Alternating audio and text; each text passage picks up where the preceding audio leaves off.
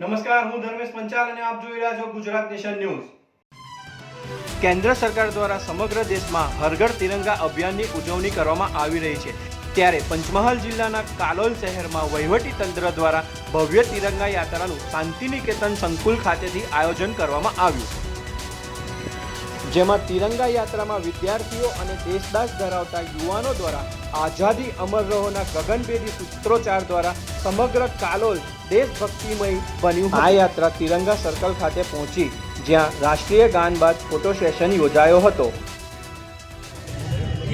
આજે હર ઘર તિરંગા અંતર્ગત તાલુકા પંચાયત, તમામ વહીવટીતંત્ર અને ભારતીય જનતા પાર્ટી સંગઠન ભેગા મળી શાંતિનિકેતન સ્કૂલથી તિરંગા યાત્રાનું પ્રસ્થાન કરાવે। અહીંયા તિરંગા યાત્રાનું તિરંગા ધ્વજ પર આજે સમાપન થાય છે, ત્યારે દરેક નાગરિકમાં રાષ્ટ્રભાવના જાગે, રાષ્ટ્રપ્રેમ જાગે એ માટેની અહીંયા જે રેલી કરવામાં આવી છે।